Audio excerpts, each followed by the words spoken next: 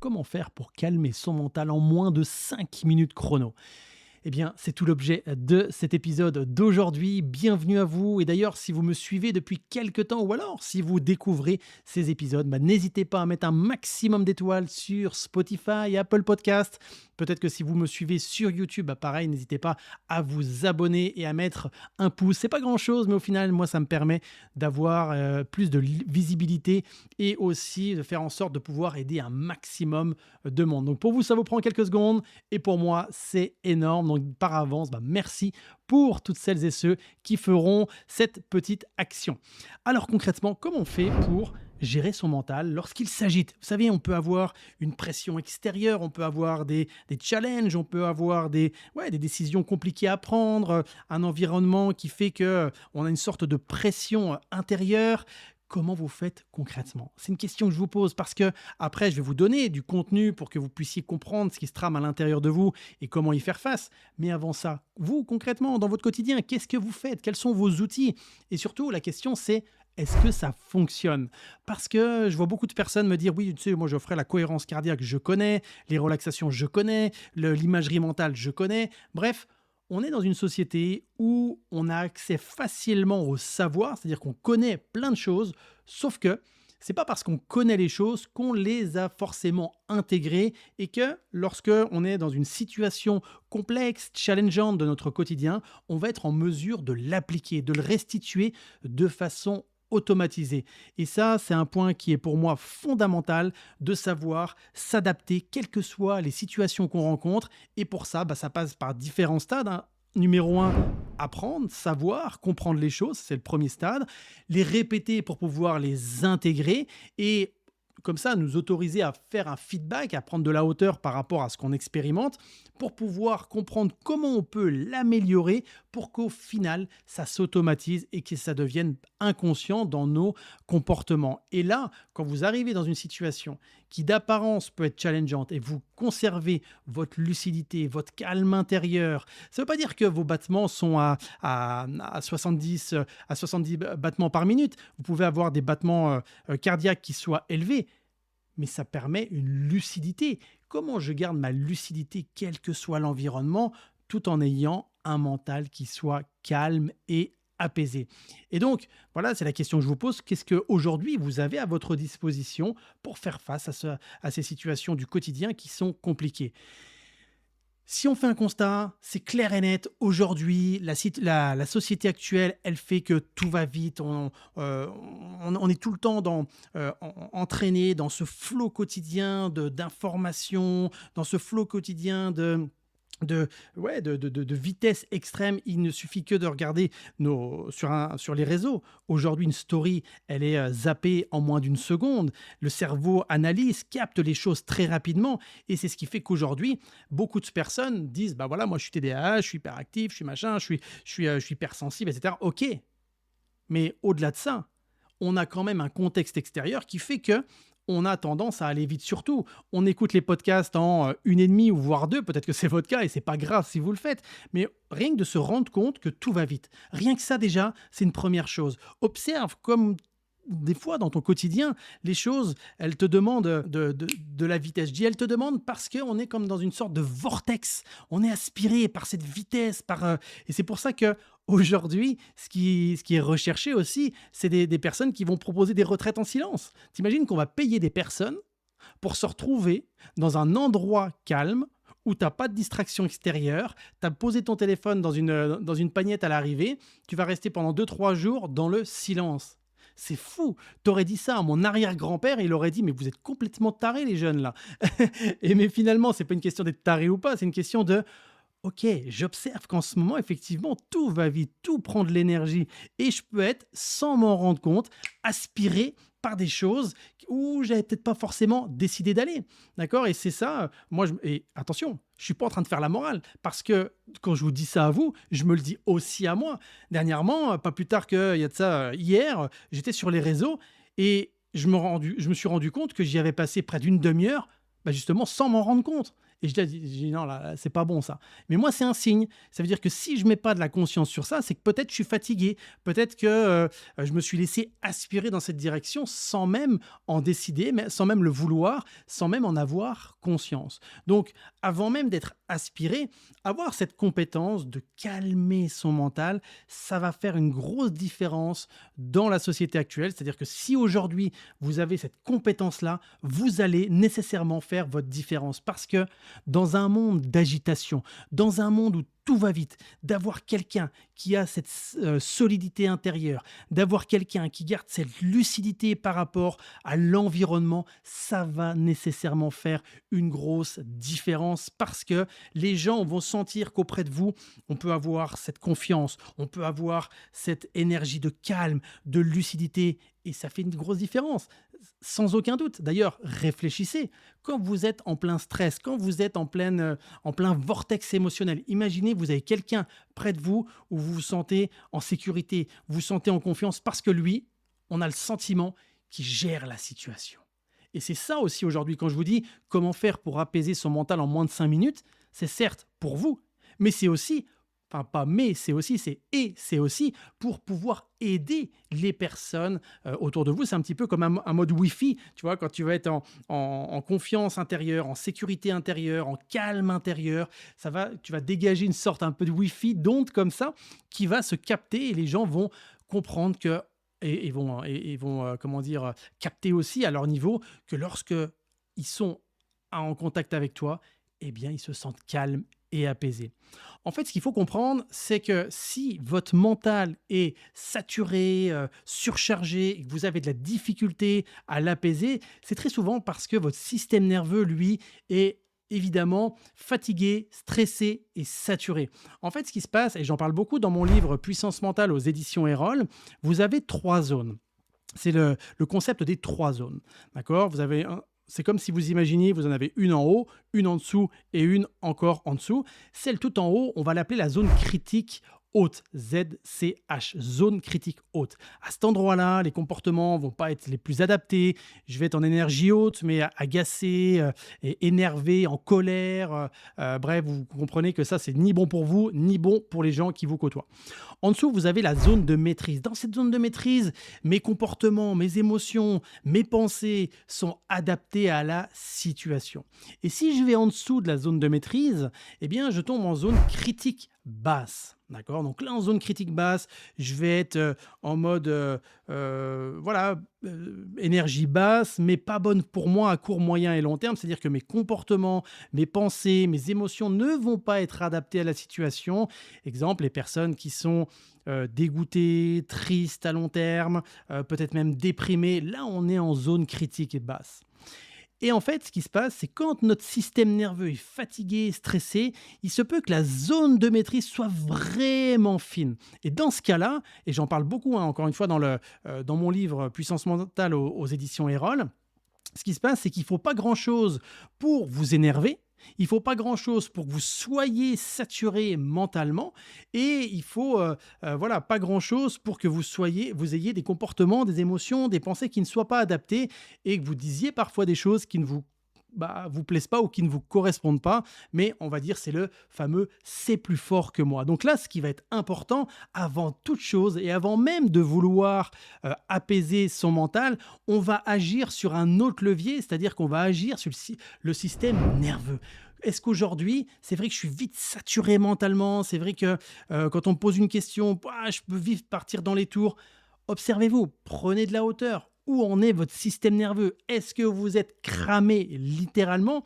Un peu comme je le partageais il y a de ça quelques épisodes en arrière où j'expliquais que j'étais épuisé, j'étais fatigué, mais parce que moi, mon moteur, je suis souvent motivé, je suis tout le temps motivé, passionné par ce que j'expérimente, mais si je ne prête pas attention à mon système nerveux, je peux arriver à me fatiguer, à être épuisé, et puis après, à avoir une zone de maîtrise qui soit très fine, et là, il n'y a pas grand-chose qui peut m'énerver, c'est-à-dire il ne faut pas grand-chose plutôt pour m'énerver, partir vite dans les tours, et ça ne me correspond pas. Donc moi maintenant, dès que j'observe que mon système nerveux commence à être un peu en vrac, eh bien, je mets en place des choses pour que cette zone de maîtrise augmente, prenne plus de place et que finalement, grâce à mon système nerveux, c'est-à-dire qu'il va récupérer, il va se régénérer. Donc la question que je vous pose aujourd'hui, où est-ce qu'en est votre système nerveux? Si vous avez le sentiment d'avoir un mental qui va à 1000 à l'heure, posez-vous la question à un niveau en dessous, votre système nerveux, où est-ce qu'il en est? Peut-être que vous avez besoin de sommeil, peut-être que vous avez besoin de repos, peut-être que vous avez besoin de vous déconnecter, que vous avez besoin de vous connecter à autre chose. C'est-à-dire qu'aujourd'hui, vous êtes peut-être trop dans un univers qui vous sature le mental. Et parfois, vous savez, c'est un petit peu voilà, comme parfois il ne nous suffit de pas beaucoup, c'est-à-dire on va partir peut-être une heure, une journée, une semaine ailleurs, et quand on revient chez soi, on a le sentiment d'avoir fait de l'espace, créé de l'espace et d'avoir une sorte de renouveau. Bah, tout simplement parce qu'on s'est déconnecté de cet endroit qui nous saturait finalement. Donc là, posez-vous cette question aujourd'hui, de 0 à 10, à combien votre système nerveux est fatigué. Parce que, on ne va pas rentrer dans le détail, mais le système nerveux, en gros, il y a deux grandes branches, hein, principalement. Il y a le système on va être sur du sympathique. Donc là, c'est vraiment, on est en mode action. Et il y a l'autre système qui va être le parasympathique, où on est en mode régénération, récupération. Donc là, si vous êtes tout le temps le pied sur l'accélérateur en mode action, et pourtant, moi, je suis un mec d'action.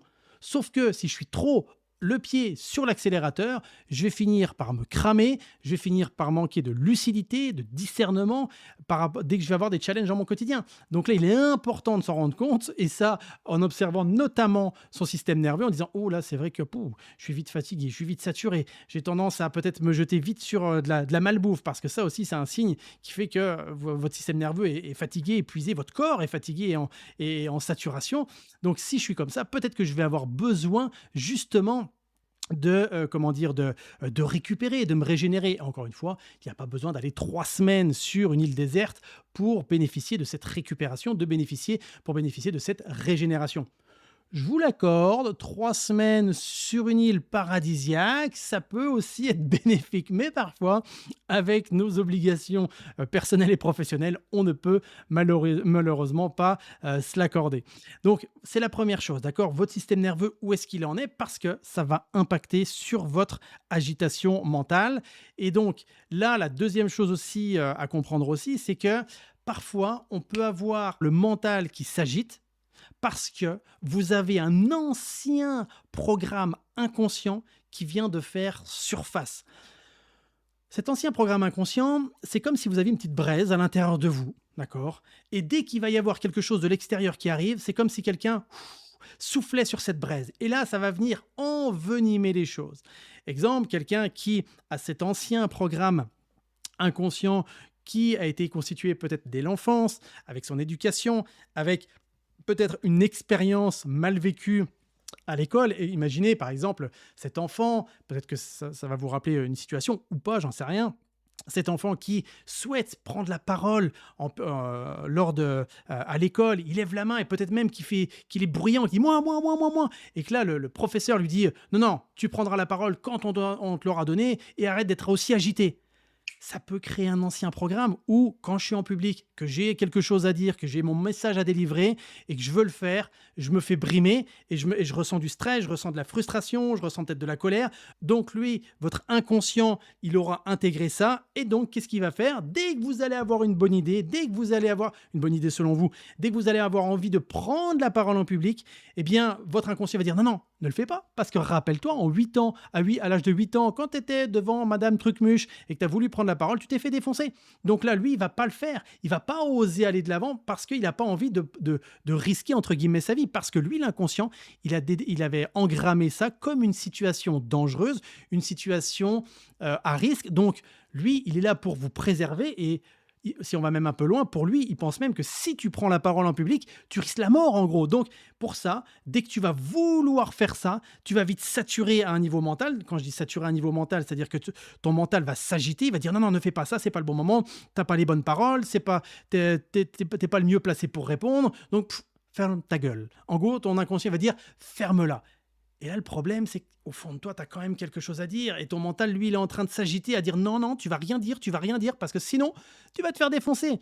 Et donc ça peut aussi créer de l'agitation mentale. Donc vous voyez, si on n'a pas conscience de ces anciens programmes mentaux, et d'ailleurs j'en avais parlé sur un épisode, donc là ça remonte peut-être à 10, 20 épisodes en arrière où j'avais dit comment débloquer, je ne sais plus exactement le titre, il faudrait que je le retrouve, c'est débloquer vos programmes inconscients. Donc déjà, c'est d'avoir conscience qu'effectivement, dans notre passé, on a pu engrammer des programmes comme ça inconscients. Et parfois, on ne le sait même pas. On ne sait même pas que on a eu un programme comme ça inconscient. On parle beaucoup des traumatismes, mais c'est pas forcément un traumatisme. Ça peut être une expérience qu'on a vécue et qui a fait qu'aujourd'hui on a ces comportements-là et qui nous amène de l'agitation mentale. Donc ça, c'est important aussi de se dire tiens, là en ce moment, je suis agité mentalement. Qu'est-ce qui se passe? Qu'est-ce qui fait que je suis agité mentalement? Ah, c'est vrai que dans cette situation-là, ce qui me cause de la difficulté, ça peut être telle ou telle chose. Mais là, rien que de vous autoriser à prendre de la hauteur par rapport à la situation, ça va permettre de comprendre et du coup apporter aussi un calme intérieur. D'accord? Donc, numéro un, observer cette agitation. Numéro 2, prendre de la hauteur. Et numéro 3, tenter de comprendre cette situation-là. Et d'ailleurs, petit aparté, moi, j'étais quelqu'un qui, pendant des années, notamment quand j'étais étudiant, donc j'avais entre 18 et 21 ans, j'avais tendance à faire des crises d'angoisse. Pour ceux qui vivent des crises d'angoisse, vous savez de quoi je parle, c'est horrible en fait. Moi, je faisais des crises d'angoisse dès que j'étais, vous voyez, hein, sans le vouloir, je rigole parce que quand je me dis, mais quand je vois aujourd'hui où j'en suis par rapport à là où j'en étais, heureusement que, voilà, parce que ça change votre vie en fait, d'accord? De pouvoir gérer votre stress, votre mental, ça change votre vie. Donc, c'est vrai que je faisais des crises d'angoisse et je tombais même dans les pommes. C'est-à-dire que mon système nerveux était tellement, mon mental, mon système nerveux, tout était saturé que, poum, il y a un fusible qui pétait et je tombais dans les pommes. Donc là, moi, j'ai mis des années à comprendre comment ça fonctionnait. Aujourd'hui, là, il y a mon fils, dernièrement, un de mes deux enfants avait eu comme un début de crise d'angoisse. Je lui ai donné une technique. Et là, en moins d'une heure, c'était réglé, quoi. Enfin, quand je dis en moins d'une heure, c'est qu'il y a le temps de lui faire comprendre, de tester, d'expérimenter. Voilà, c'était réglé. Et puis, le lendemain, il me dit, mais papa, c'est un truc de fou. Je ne suis plus du tout la même personne que j'étais hier parce que j'ai réussi à gérer ces crises d'angoisse. Bref, ce qu'il faut comprendre, c'est que moi, il y a des années en arrière, je faisais des crises d'angoisse. Et maintenant, ça, c'est même plus un sujet pour moi. Je ne fais plus de crises d'angoisse. Sauf que, ce qu'il y a de drôle, c'est que la dernière fois, j'étais au stade de foot avec mes enfants. Et là, je commence à sentir une émotion monter. Une émotion, euh, ouais, une sorte d'émotion, une sorte de... J'étais ému en fait. Mais je ne sais pas pourquoi, à ce moment-là, j'étais ému. J'ai eu comme... c'est un mélange de tristesse, de gratitude, de... Je sais pas. J'étais là et j'ai ressenti ça. J'observe ça. Donc je me dis, ah tiens, c'est intéressant d'observer ça. Parce que pour moi, mon quotidien, c'est un laboratoire. J'aime observer toujours ce que je ressens et tout ça. Et ça me permet toujours d'évoluer et de grandir. Et donc je ressens ça. Et hop, cette émotion disparaît. Et quelques minutes après, je ressens comme du stress et de l'angoisse. Comme si une crise d'angoisse allait apparaître. Et c'est marrant parce que je n'avais plus cette sensation, mais depuis des années en fait. Et là, je la sens monter. Et moi, j'ai les outils pour. Donc, ça, entre guillemets, ça ne s'amplifie pas parce que je sais comment la gérer. Mais je me dis, tiens, c'est dingue. Et j'essaye de comprendre en me disant, tiens, il y a probablement mon système nerveux qui a capté une situation extérieure qui peut-être a réactivé un ancien programme inconscient. Donc là, j'ai essayé de comprendre, est-ce qu'autour de moi, il y avait des gens qui pouvaient être louches? Parce que ça, moi, quand j'étais policier, j'arrivais à détecter des gens, mais je vais dire à des kilomètres, façon de parler, mais dans une foule, j'arrivais tout de suite à détecter la personne qui pouvait causer un trouble. Donc là, je dis, est-ce qu'il y a ça? Est-ce que le message qui a été dit dans le micro par le speaker, est-ce que c'est... Non, et j'ai pas réussi à comprendre finalement d'où venait cette émotion, cette début de crise d'angoisse, qui n'en était pas finalement une, mais un début finalement. Et j'ai pas réussi à comprendre. Par contre, j'ai apaisé mon système nerveux très simplement à l'aide de respiration. D'accord? Une respiration donc très simple. J'ai inspiré pendant 3 secondes, j'ai bloqué et j'ai expiré pendant 7 secondes. D'accord? Donc c'est la 357. Donc vous inspirez pendant 3 secondes, vous bloquez pendant 5 et vous expirez pendant 7 secondes. Et en plus de ça, j'ajoutais du dialogue intérieur, c'est-à-dire j'inspire pendant 3 secondes, je bloque et quand j'expire, je me dis: «Calme-toi, calme-toi». Voilà, très simplement, d'accord? J'ai fait ça pendant, moins d'1 minute et c'est parti. Mais ce qui est intéressant, c'est de voir que même après des années maintenant, enfin voilà, je parle devant 1 500 personnes, c'est des choses que je sais faire. J'interviens sur voilà, sur des scènes. Je suis capable de gérer un certain nombre de choses. Quand j'étais policier, j'intervenais sur des situations en risque. Et pourtant, en 2026, début avril, j'ai une petite crise d'angoisse qui veut faire son apparition. Et c'est drôle, en fait. Moi, ça m'a fait marrer parce que je me suis dit, mais c'est quoi ce délire? C'est rigolo. Mais parce que tout simplement, il y avait un ancien programme inconscient qui a tenté de venir faire son retour. Et en réalité, en observant qu'il commençait à venir, en essayant de le comprendre, j'ai pas compris, donc c'est pas grave, je l'ai apaisé. Un peu comme si vous aviez un de vos enfants qui arrivait et qui disait: hé papa ou maman, j'ai peur, j'ai peur, j'ai peur. Calme-toi, ça va aller, calme-toi, tranquille. On apaise cet ancien programme sans y mettre des mots dessus. Et du coup, c'est passé et j'ai profité du match, un bon moment avec mes enfants. Et ça qui était chouette. Et en réalité, comprenez bien que parfois, vous pouvez avoir des programmes inconscients qui refont surface, mais c'est pas grave. Ce n'est pas grave parce que plus vous aurez les outils pour les apaiser. Donc là, je fais quand même une petite parenthèse, mais pourquoi en moins d'une minute, j'ai réussi à apaiser cette situation qui commençait, qui aurait pu en tout cas me créer une surcharge mentale? Bah parce que les outils, je les maîtrise. Mais pourquoi je les maîtrise? C'est parce que ça fait depuis des années que je les pratique, je les repratique dans toutes les situations. Donc ça demande de l'entraînement. Alors oui, c'est pas sexy quand on dit ça, mais ça demande de l'entraînement. Est-ce qu'il faut attendre des années pour les maîtriser? Bien sûr que non, c'est pas ce que je suis en train de dire. Au bout de quelques jours, vous pouvez déjà les maîtriser. Mais en tout cas, ce qui est intéressant, c'est de dire que chaque situation de votre quotidien va être une source d'entraînement pour, oui, c'est ça, entraîner cette maîtrise où je peux, quelles que soient les situations, m'adapter et être en capacité d'avoir un système nerveux et un mental qui soit apaisé et lucide. Donc, numéro un, je vous disais, votre système nerveux, s'il est en vrac parce que vous êtes fatigué, épuisé, bah, observez. Si c'est le cas, bah, faites en sorte de récupérer et de vous régénérer.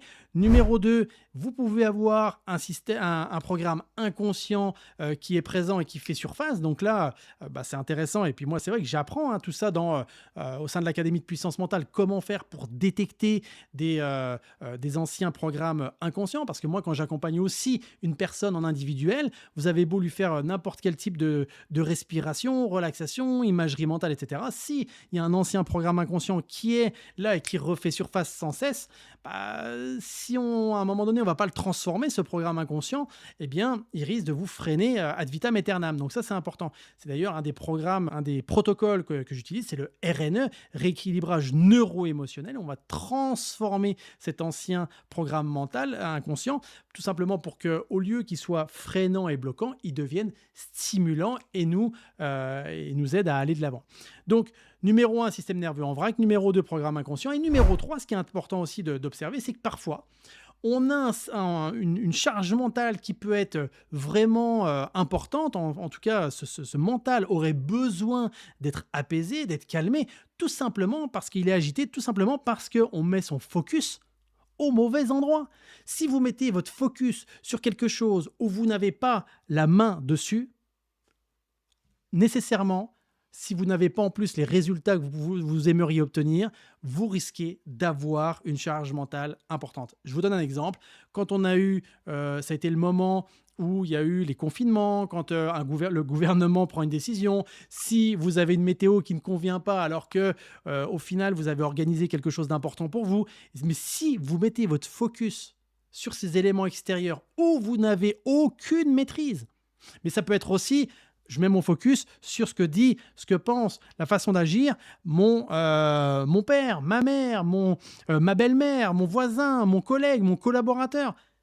Vous n'avez pas la maîtrise complète sur ça. Et ça peut vous amener une surcharge mentale parce que vous allez dépenser beaucoup d'énergie contre quelque chose qui ne dépend pas de vous. Donc là, c'est vraiment aussi ça ce que j'apprends moi quand j'accompagne un athlète de haut niveau, un dirigeant, un artiste, une célébrité, peu importe, et ça c'est vraiment du gros travail qu'on fait quand une personne intègre l'Académie de puissance mentale, c'est d'apprendre à mettre son focus au bon endroit. Et ça, encore une fois, on le sait. Quand je vous le dis, peut-être que vous dire, bah oui, mais c'est évident, Geoffrey. Oh, s'énerver sur quelque chose où Trump il va prendre une décision. S'énerver sur une décision que Macron va prendre. Ça n'a aucun sens. Et puis là, tu dis, on pense ça quand on écoute un podcast. Et puis, on ouvre, même pour les gens qui n'écoutent pas les informations, pas de bol, tu ouvres ta télévision, tu tombes sur un truc du gouvernement. Et là, boum, ça vient te réactiver. Bah, tout simplement parce que tu as mis ton focus sur quelque chose qui ne dépend pas de toi et c'est arrivé où ça a activé quelque chose chez toi sans même que tu t'en rendes compte. Donc là, ce qui va être important, c'est de désorienter son focus et le mettre sur quelque chose qui est bon pour nous à court, moyen et long terme. Et ça, 9 fois sur 10, quand les gens me disent oui, je comprends pas, ceci m'énerve et tout ça, probablement que tu mets ton focus au mauvais endroit. Et là, comme je vous disais tout à l'heure, même quand on a un programme inconscient qui peut faire surface, si on intensifie notre focus dessus, ça prendra encore plus de place. Exemple, la personne qui est en train de faire une crise d'angoisse, pourquoi ça s'intensifie? Tout simplement parce qu'elle met son focus sur sa crise d'angoisse et qu'elle elle veut tellement pas que ça augmente, mais malheureusement, ça augmente parce que tu mets ton focus dessus. Par contre, si cette personne qui est en train de faire une crise d'angoisse met son focus sur le fait de je vais faire une respiration ou je vais observer juste un point et à un moment donné, quand tu arrêtes de mettre du bois dans la cheminée, eh bien, le feu, il va se calmer, il va s'éteindre, il va devenir inactif. C'est la même chose avec ce qui vous énerve, avec ce qui vous sature, avec ce qui vient vous causer des difficultés dans votre quotidien. Parce que quand vous mettez votre focus sur ce qui dépend de vous, vous allez pouvoir maîtriser au mieux la situation. D'accord? Versus la personne qui tente de contrôler quelque chose qu'elle ne peut pas contrôler par définition. Là, elle va se sentir impuissante et au final, elle va perdre son temps, perdre son énergie, parfois même perdre de l'argent dans un endroit où elle ne peut pas faire grand-chose. Donc là, si votre mental aujourd'hui est agité et que vous aimeriez le ralentir, l'apaiser, le calmer, le détendre, demandez-vous, est-ce qu'en ce moment, j'ai pas tendance à être focus sur des choses qui ne dépendent pas pleinement de moi? Et si justement, je mettais mon focus sur ce qui dépend de moi? Je vais vous donner un exemple concret. Il y a des gens, aujourd'hui, leur enfant va passer, c'est une année où leur enfant va passer le bac, leur enfant va peut-être, avoir quelque chose d'important, ou leur entreprise va vers des destinations qui sont challengeantes, ou alors vous allez, je sais pas moi, donner une conférence, etc. Donc des choses qui sont pour vous challengeants. Si vous portez votre attention sur des choses qui ne dépendent pas de vous, exemple, je veux que mon enfant réussisse, parce que ça ne dépend pas de vous les amis. Je veux que ma conférence, elle soit réellement impactante. Ça ne dépend pas de toi. Ça va dépendre aussi de l'état dans lequel la personne arrive. Ça dépend si la personne qui va être là va matcher avec ton message. Je veux que je génère X milliers d'euros par mois dans mon business. Ça ne dépend pas que de toi. Donc là, de remettre son focus sur ce qui dépend de moi, ça va tout changer. Qu'est-ce qui dépend de moi vis-à-vis de mes enfants? Ok, que je sois un papa, une maman calme, à l'écoute, attentive, qui se demande, tiens, de quel besoin tu as? Et puis peut-être un peu challenger aussi les enfants, mais avec beaucoup d'amour et de bienveillance. Peut-être qu'en ce moment, j'ai tendance à être peut-être trop oppressant parce que, encore une fois, je suis oppressant, parce que mon mental sature, parce que je mets mon focus sur des choses qui ne dépendent pas de moi et que j'ai peut-être pas des résultats que j'aimerais obtenir. Si je veux faire une conférence, pourquoi je sature en ce moment? Parce que là, je mets mon focus sur les mauvaises choses. Si je mets mon focus sur un programme que je dois avoir vraiment à l'esprit, c'est-à-dire, tiens, numéro 1, de quoi je vais parler? Numéro 2, comment je gère mon énergie pour avoir la meilleure énergie lors de cette conférence? Numéro 3, comment je vais travailler mon message pour qu'il soit le plus impactant possible? Et numéro 4, par exemple, tiens, quels sont les besoins réels des personnes qui vont m'écouter pour que ce message soit impactant? Donc, tout ça, là, vous remettez votre focus sur ce qui dépend de vous. Moi, quand j'ai un athlète qui vient me voir et qui me dit je veux réellement être numéro 1 de mon sport, ok, ça dépend pas de lui. Clairement, ça dépend pas de lui. Par contre, ce qui dépend de lui, c'est comment il va réussir à maîtriser son système nerveux, son mental, sa puissance mentale pour être capable de s'adapter quelles que soient les situations. D'accord? Donc là, le piège réellement qui peut apparaître, c'est de vouloir mettre son focus sur des choses qui ne dépendent pas de nous et ça peut être vraiment compliqué. Alors, j'aimerais vraiment terminer cet épisode avec un exercice que vous allez pouvoir tester, vous allez pouvoir expérimenter. Et ça, dans les semaines qui arrivent, je vais vous proposer aussi des exercices parce que je me rends compte que beaucoup de personnes font de la méditation, font de la relaxation. Mais pour moi, il manque certains détails pour vraiment être en mode entraînement. C'est-à-dire que je m'entraîne à développer mon focus. Je m'entraîne à calmer mon système nerveux. Je m'entraîne à transformer des programmes inconscients. Tout ça, pour moi, ça manque d'entraînement, hein, en tout cas avec cette intention-là.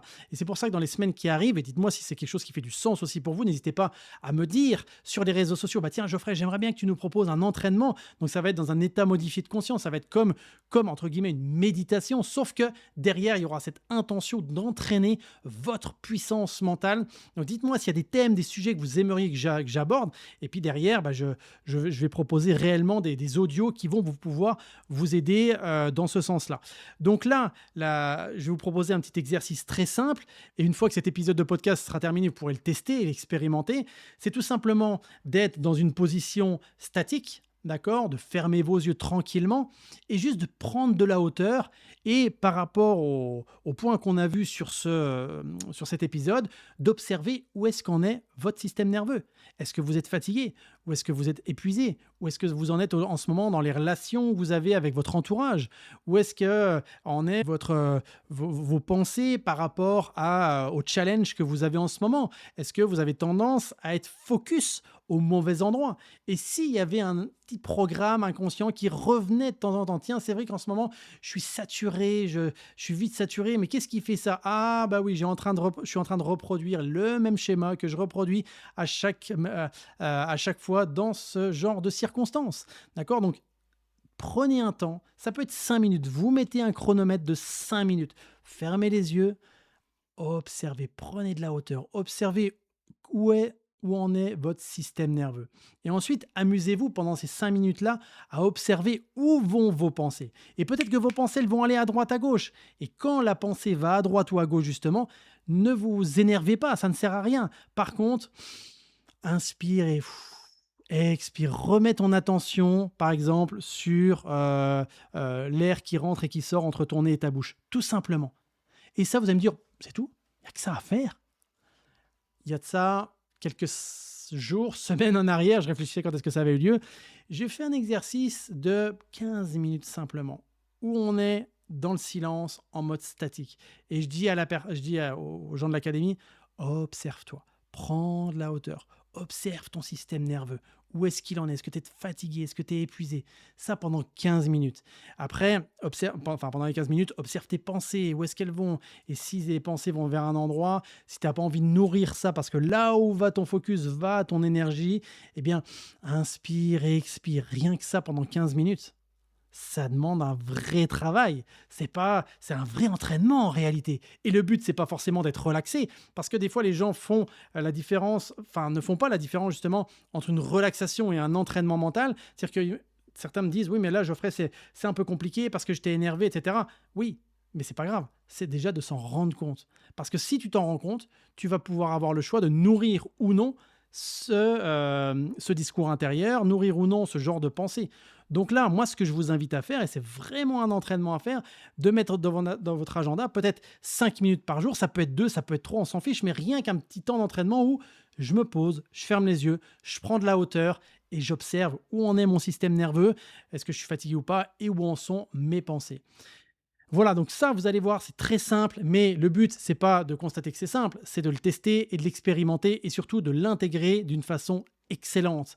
D'accord? Donc, n'hésitez pas à le faire, n'hésitez pas à me donner aussi votre feedback et quoi qu'il en soit, moi, je vais vous apporter dans les semaines qui viennent là des audios qui vont vous aider à vous entraîner. Donc, dites-moi aussi, si jamais vous regardez sur YouTube, mettez en commentaire si ça vous intéresse et n'hésitez pas aussi à me partager, sur les réseaux sociaux, sur le fait que oui, vous aimeriez être accompagné pour vous entraîner, pour entraîner votre puissance mentale. Et dans ce cas-là, dites-moi ce que vous aimeriez comme type d'entraînement pour vous aider en quoi? Lâcher prise, passage à l'action, désaturer le mental, motivation, discipline, bref, ce que vous voulez. Mais n'hésitez pas à me donner des sujets comme ça. Moi, ça va me donner réellement des axes sur lesquels je vais pouvoir avancer. Quoi qu'il en soit, j'espère que cet épisode vous a plu. En tout cas, j'espère qu'il vous a aidé à prendre de la hauteur sur savoir apaiser son mental en moins de 5 minutes chrono. Parce que concrètement, si vous êtes capable de prendre de la hauteur, vous allez voir que à force d'entraînement, ça prendra même moins de 5 minutes. Je vous l'ai dit, moi, ça a pris en moins d'une minute à désaturer ce système nerveux, à désaturer ce mental. Et ça se fait par de l'entraînement. C'est tellement simple. Mais ça demande aussi, encore une fois, de la pratique et de l'action. Quoi qu'un pouce, un commentaire, bref, une action, un feedback, pour moi, c'est réellement important. Et pour vous, ça vous prend quelques secondes. Quoi qu'il en soit, prenez bien soin de vous et je vous dis à très vite pour un autre épisode. Bye tout le monde!